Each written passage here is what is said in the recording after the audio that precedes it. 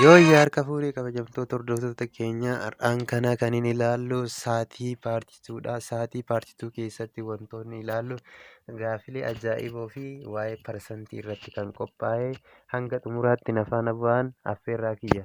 Gaafiin tokkoffaa maal jetti? What is the percentage of 30? Percentage of 30.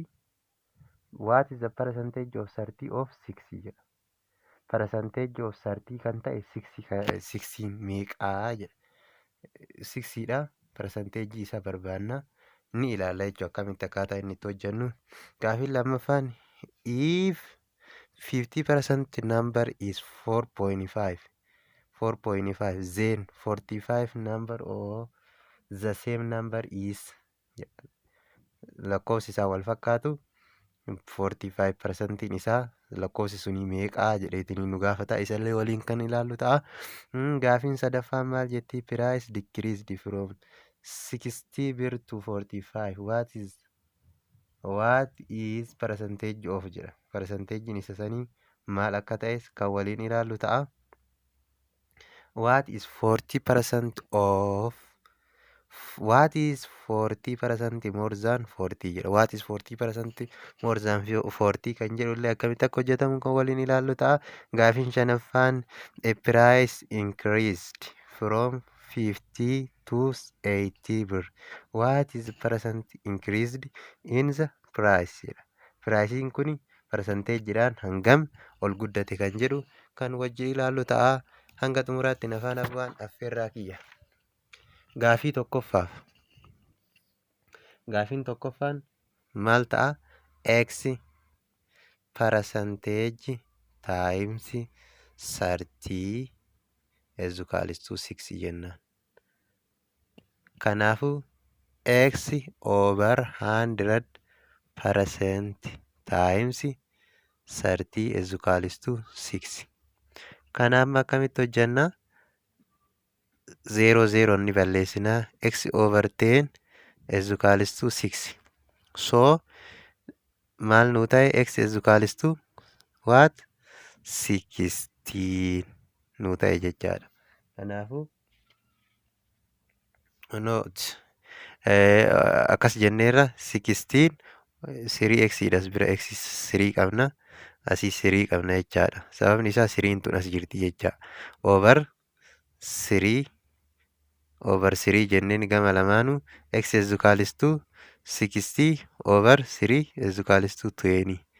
Deebii keenya keessa laaluu dandeenya jechuudha. Deebii gaafii tokkoffaa maal ta'a?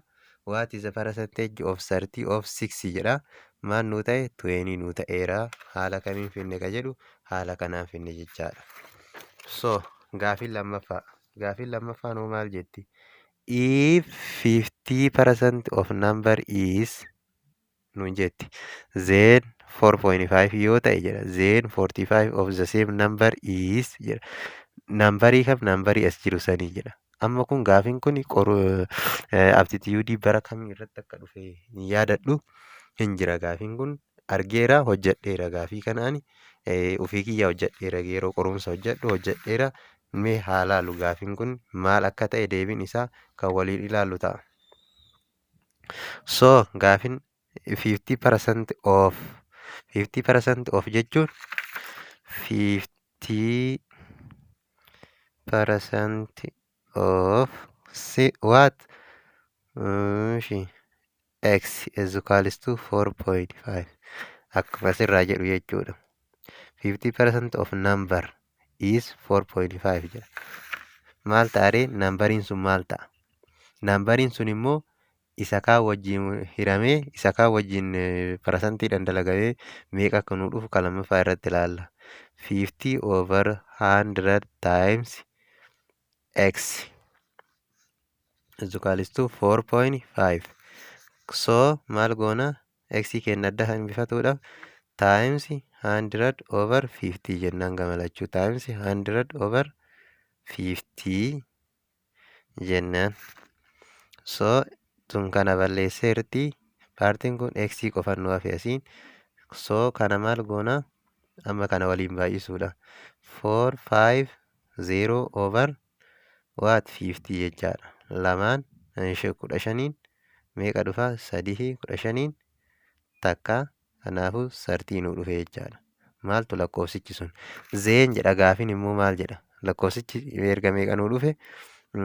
Isa akkas nuu dhufe waan ta'eef 30 eega nuu dhufe zeen jedha. 45 of the same number lakkoofsicha sadii lakkoofsi sun kamiin 30 jechuudha.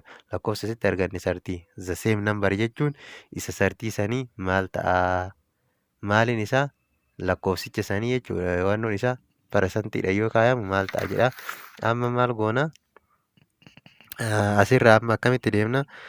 45% of what? 30 jechaadha. Ezukaalistuu waat nuun jedhe. 45% times 30 ezukaalistuu x yaa jennuun. X yaa jennuun. Kanaafuu 45 over 100 times 30 ezukaalistuu x. Zeeroon zeeroon ni baddi maal ta'a? 45 times 3 over 100 over 10 ezukaalistuu kana jechuun 135 irra 10 jechuudha. 13.5 deebiin isaa kana ta'e jechuudha. Kunoo gaafii lammaffaatiif akkuma argaa jirtan deebiin isaa ishee kana ta'ee jira. Gaafiin sadaffaan immoo maal jetti? Price decrease from 60 bir to 45 bir. What is percentage? Percentagein inni ittiin decrease ta'e kun decreasing percentage maali? Hangam ta'a? Ni ilaalla jechuudha. Waliin kan ilaallu ta'a. Asirraa wanti beekuu qabdan decreasing jechuun percentage of decreasing is equals to what? Decreasing amount.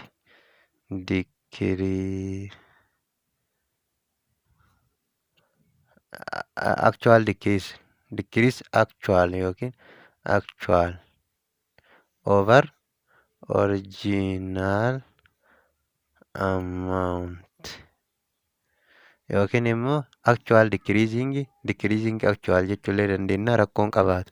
Kanaafuu percentage of decreasing maal nuu ta'e jechaadha. Changing keenya asirraa ilaaluu dandeenya jechuudha.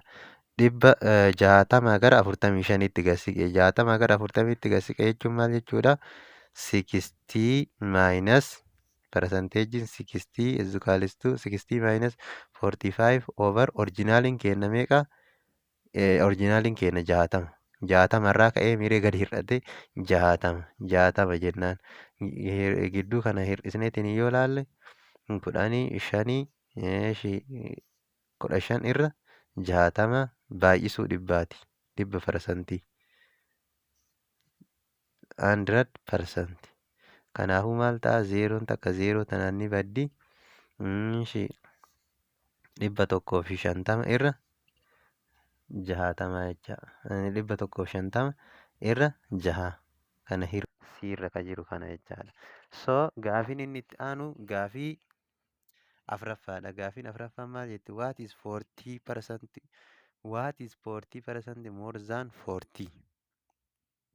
Isa kana hojjechuuf maal jechuudha? 40 plus 40% of 40 jecha. Kana hojjechuun baay'ee salphaadha. 40 jentaani 40% of 40 jechuun maal jechuudha? 40 over 100 times 40 jecha. Kanaafuu tuntanaan baddeerti. Zeeroon takka zeeroo takkaan ni baddi. 40 plus 60 jechaadha. Maal ta'a? 56 ta'a jecha. Gaafiin itti aanu gaafii shanaffaati. Gaafiin shanaffaan a price increased from 50 to 18 birr. What is the percentage of increasing the price? Percentage of increasing the price jechuun maal jennaani? Percentage of increasing so inni maal ta'a? percentage of increasing ezukaalistu actual increasing original amount actual increasing kenna maal ta'a jijjiirama gidduu kana jiru jechuu jijjiirama maal 80 hir'isuu 50 irra 50 baay'isuu meeqati 100%ti jecha. Kanaafuu gidduu kana ka jiru jijjiiramni 30 irra 50 times 100% jecha. Kanaafuu 30 irra 50 baay'isuu 100% maal ta'a? Zeeroon takka zeeroo takkaan baddeerti asitti 30 baay'isuu 10 irra 5 10illee takka 5 takka 5 2 kanaafuu maal ta'a? 60% ta'a jechaadha. Deebiin keenya asirraa akkuma argaa jirtan kunoo gaafii kanaaf 60% gaafii irra jiru kana ta'a. Har'aaf nu gahaa waan nu hordoftaniif galatoomaa isiniin jedha. Yoo jaalattan viidiyoo kana sabiskiraayib gochuu hin irraanfatina. Laayik sheer godhaa namaafillee viidiyoon kun yuutuub chaanaal kun wantoota hedduu qabatee gara fuulduraatti deemaa jira. Har'aaf nu gahaa baay'ee.